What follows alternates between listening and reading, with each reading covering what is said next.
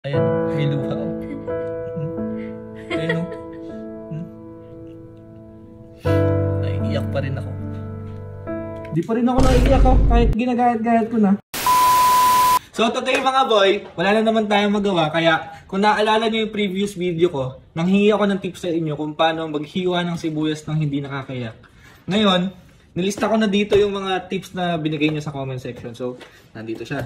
Ngayon, itatry natin guys kung legit ba o jamming yung mga tips na binigay nyo sa akin. Pero bago yan, niready ko na muna yung mga kailangan natin. Siyempre, kailangan natin ng sibuyas.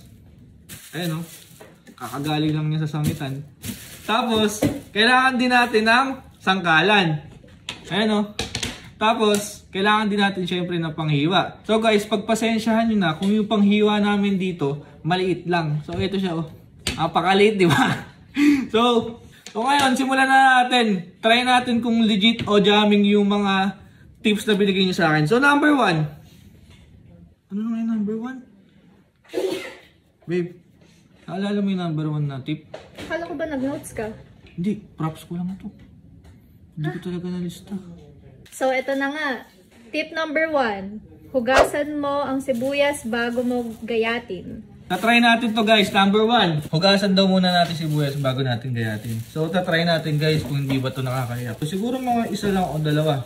So, ito yung hugasan natin. Hugasan natin to. Tatry na natin tong number 1 kung effective ba siya. So, gagayatin na natin siya guys.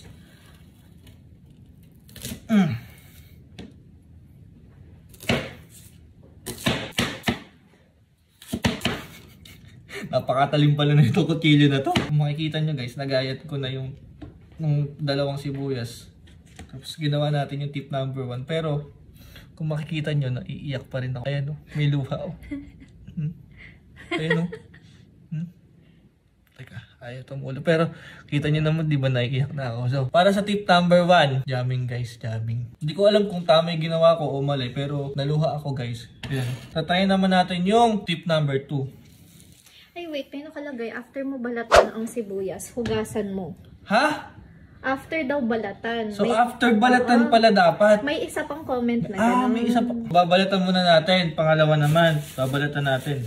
Sana naman guys, effective to. Sana naman legit. Bago tayo mag-proceed sa pangalawang tip, syempre, kailangan muna nating tanggalin yung luha natin. Nandito yung assistant ko. Ayan. Punasan nyo muna yung luha. After mo po balatan ang sibuyas, hugasan mo po. After mo balatan yung sibuyas, hugasan mo po. So guys, meron nga pala kami ditong special guest. Galing pa siya ng Tokyo, Japan. Please welcome, Verbal Organte. Wala lang. Nakita nyo, nabalatan na natin yung sibuyas. Tapos hugasan natin siya. Sana ito, legit na to. Legit. Kasi mahapdi na yung mata ko. Uy, napaka-sweet naman ng assistant ko. Try natin ngayon kung effective yung babalatan muna bago hugasan. Tingnan natin ang konti guys kung effective pa, pero pwede ko hindi din.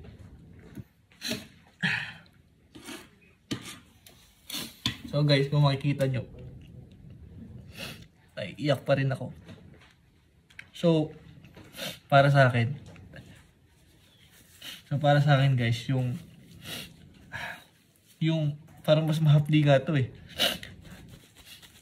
So, yung tip number 2 natin, balatan muna bago hugasan.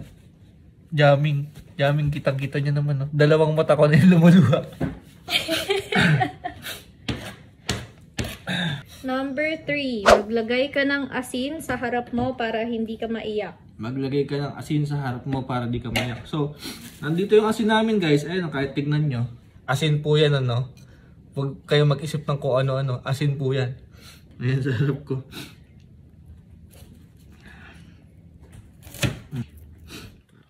Hindi ko pa ginagayat guys. Naiiyak na ako. So guys, may asin na ako sa harap ko. Nagagayat nga ako ng sibuyas. Para sa tip number 3. Kaya lang guys, nangangalahati pala ako sa sibuyas. Naiiyak na ako. Ayan o. Ayan o.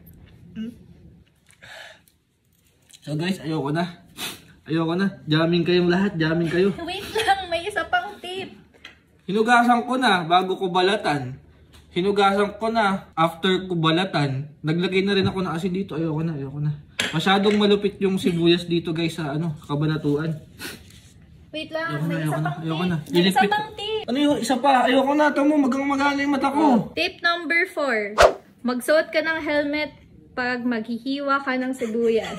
Ala! Ayoko! Para namang ginajamin nyo ako dyan. Okay lang yan. Oh. Ayoko. Okay lang yan. Ayoko. Ito na.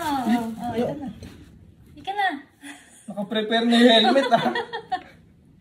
O sige na, suot mo na sa akin. So eto guys, last na to. Last na... Aray. Sige pa po. Ilak natin para mas effective. Aray, naipit na ako.